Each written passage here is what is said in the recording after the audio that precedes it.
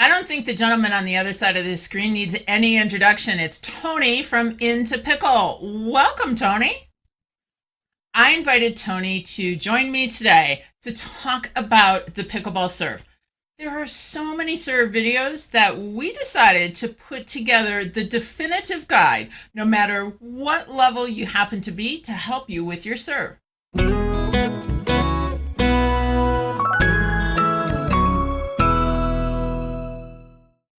CJ, pleasure always to see you and work with you in any way we can. I'll tell you, the serve thing, you're absolutely right. If we can just put them all in one place and explain to folks, kind of the incremental approach they can take to the serving, start with this serve, move on to this serve. Once you're ready, move on to this serve. And then if you want to get crazy, we'll throw a couple extra serves in there for them.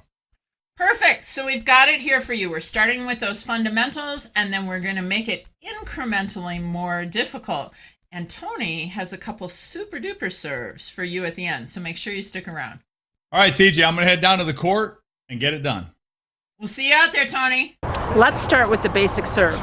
You want a serve that you can place in the center of the box each and every time. Here are a couple of fundamentals to help you to do that. This should go without saying, but the very first thing you need to do is to pick a target. I ask people all the time, what were you aiming at? And their answer is too general. It's like, I'm aiming at the box. I want you to pick a specific target in the service box that you're aiming to. That pre-programs your brain to make a motion in the direction of your target. Number two, the contact between the ball and the paddle needs to happen in front of the body.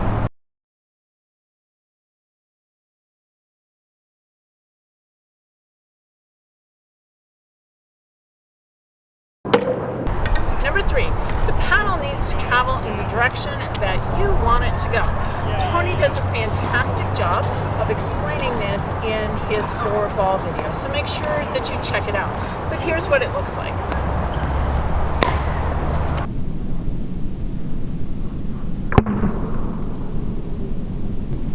Number four, make sure that you watch the ball all the way to the paddle. One of the things that I like to do is to gaze at the holes and make sure that I'm watching the contact between the ball and the paddle.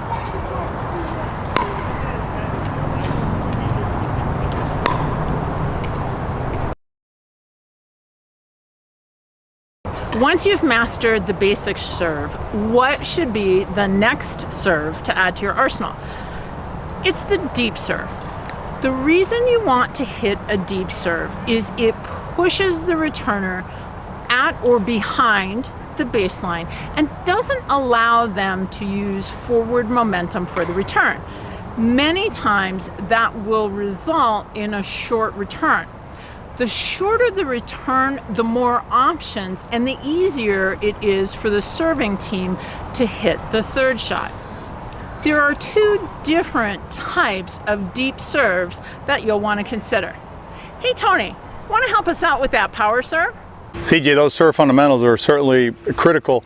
If you want to have a good serve, like CJ's saying, you got to have the fundamentals down, consistent, repeatable serve, super important.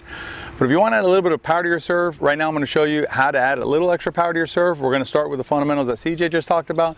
And I'm going to show you how to add a little more power to your serve. If you're not ready for power, don't add it to your game yet. All these steps are incremental. Make sure you're adding them to your game as you're ready for them. The main thing I'm trying to add to my serve to increase the power is to push off my legs and engage my core. And in a basic serve, I'm just basically standing there and serving like this. The more that I can rotate into the serve, the more that I can push off my back leg, engage my core, and push through the serve, the more power I'll generate. The other thing that'll add some power to my serve is my wrist. So being able to lay my wrist back, and then as I come through, basically kind of snap it a little bit, I'll basically add some more power to my serve. Let me show you what it looks like when I add a little more power through my core and my wrist.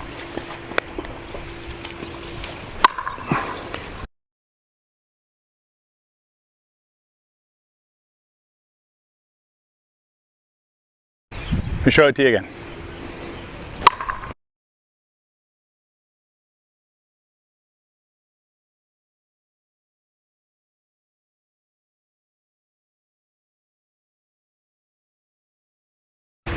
One thing you'll notice about the power serves is that they have to be lower. They have to be closer to the net. This is the tennis net. I haven't adjusted it downward, so it's a 36-inch net, and I'm hitting it pretty close to the net. So you're going to probably be, you know, three or 4 inches above the net when you hit these serves.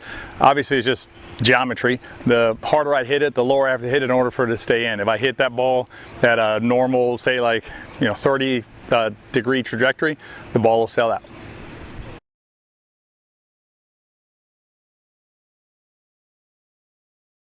I mentioned there were two serves that you could hit deep. The other one is the lob serve. And I like this serve for several reasons. The first one is that, to me, it's easier to hit this serve deep consistently. It does exactly what we want a deep serve to do. It pushes our opponent behind the baseline, and then of course keeps them from using that momentum to come forward. It does a couple of other things. It is so different. Most people don't use that. So the returner's not used to seeing this type of serve. That high arc on the serve gives them time to think about it, and sometimes it gives them time to change their minds, which can be disastrous. In addition, because of that high arc, it creates a higher bounce.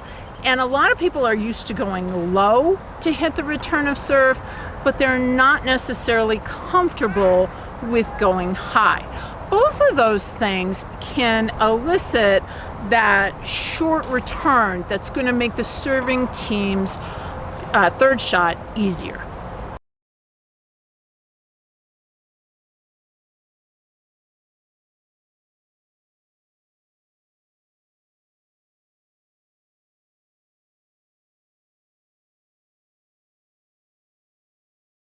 Couple other things I like about it. Because there's not much speed on this serve, it's a great serve to use with somebody who's a power player. If you serve a power serve to a power player, they take the power from that serve and amplify it back to you in the return. Because this lob serve doesn't have that speed, they're left to generate their own power. Another situation that I like to use this serve in is if there is something behind the players. So perhaps there's a tennis net or some kind of netting separating the court. When there's something behind that player and you hit this serve deep and soft to the box with that high bounce, they may be thinking about that net behind them and the size of their swing. They might even have to take a smaller swing because of it. And often that can cause an error. Hey Tony, by my count, we should have at least 3 serves in the arsenal right now. What else you got for us?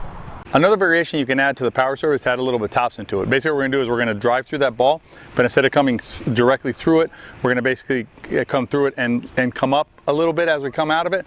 That'll help the ball rotate over and over like this topspin wise, and drop it in with some topspin. Let me show you what that looks like. So you can see that as I hit this ball, it basically starts to roll. And you see on the other angle, you'll be able to see how it rolls over, lands, and pops off the court, and that's what you want with a topspin serve.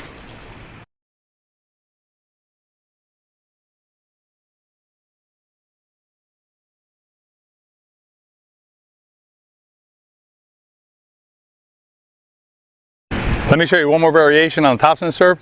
And the other topspin serves from before, you could see from the other angle that I'm hitting across my body like this. So I'm basically coming through, and then as I hit, I come up. This next one I'm going to show you is a topspin serve where I hit it, and then my paddle comes up on the same side. It generally tends to comb the ball a little bit more. It gives it a tad bit more spin. It gives it a little loop, and but it's not as powerful. So let me show you what that looks like.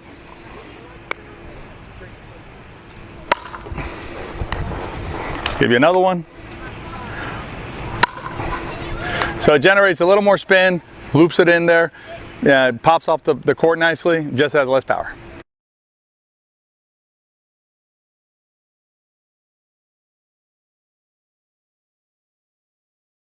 All right, CJ, those are the serves I wanted to share with everybody. We had the power serve in there, where you basically use your core, drive through that ball. You can bring some wrist into it too, some wrist action. Keep that ball low over the net, generate some power on it.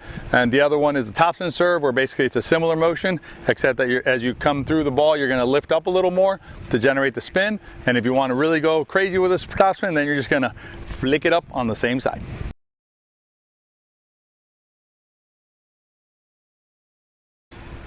CJ, I know we don't have time to go through the entire cut serve in this video, but I want to show them what it looks like real quick. And then if they want to learn more about it, they can watch the video we did on In2Pickle about the cut serve.